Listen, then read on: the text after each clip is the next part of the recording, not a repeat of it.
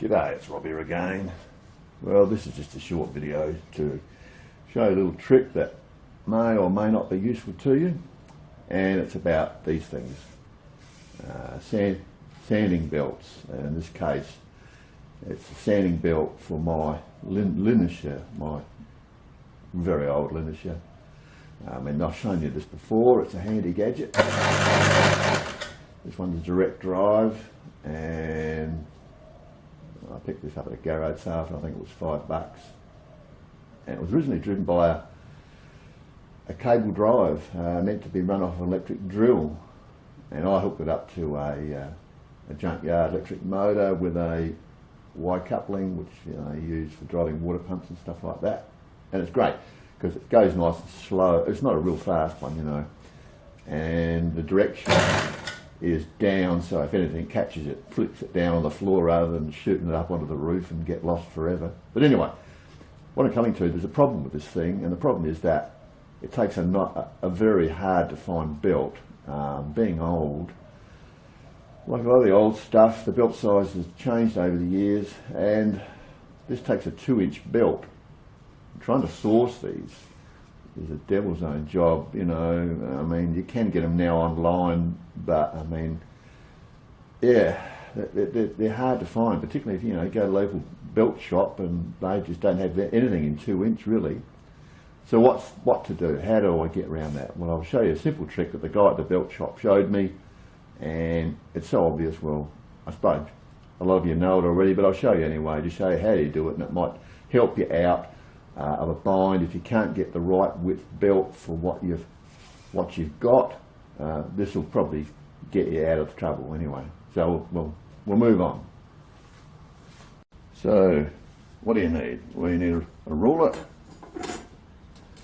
you need a pair of scissors, you need a Sharpie pen, and you need a knife.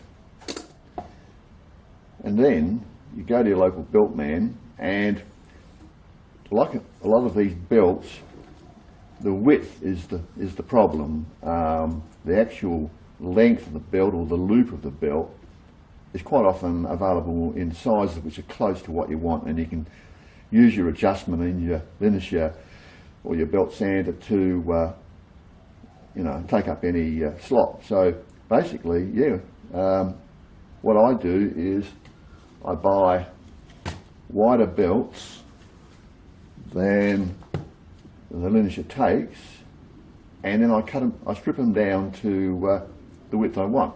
Pretty straightforward, but I'll just show you how to do it, just if you're interested. In my case, I'm lucky because being a 2-inch belt, I can get the loop I want in 4-inch, which is perfect. So not only do I get the right width that I can make two belts out of one, if you look at belt prices, it actually pretty much works out. I get 2 belts for the price of one, because it doesn't seem to vary much whether the belts are, well, whatever size, within sort of close proximity. They all seem to cost the same amount of money, about $3.50 in Australia. So what do? Well, get one out.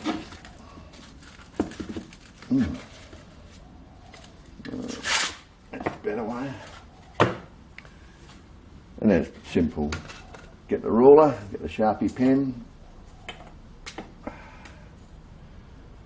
move across, get away from the join, so measure across 4 inches, mark it at 2.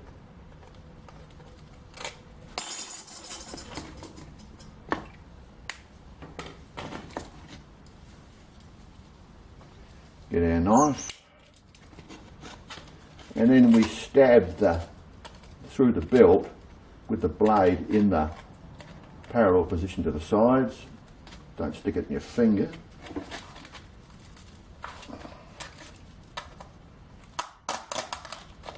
Right, now you got to go a little bit. And once you've done that, you fold the belt over, and then you just tear it.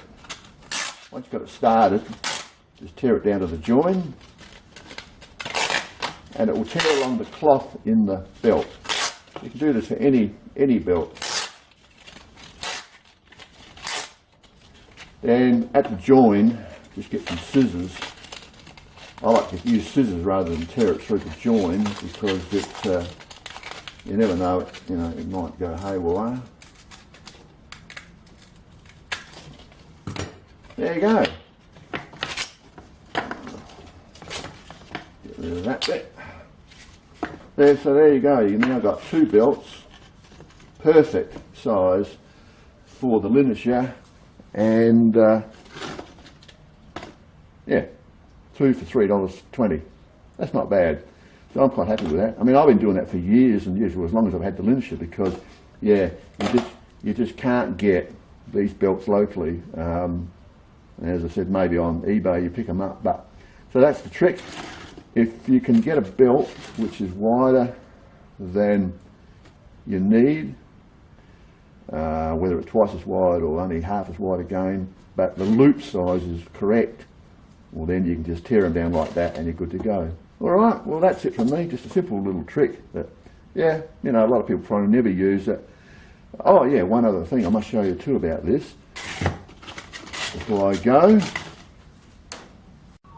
Well, here's a tray full of old odds and sods of sanding belts, basically. And I mean, I've got big rolls of strip that you can use for polishing, narrow tape that you can use for polishing stuff on the lathe, finishing stuff up.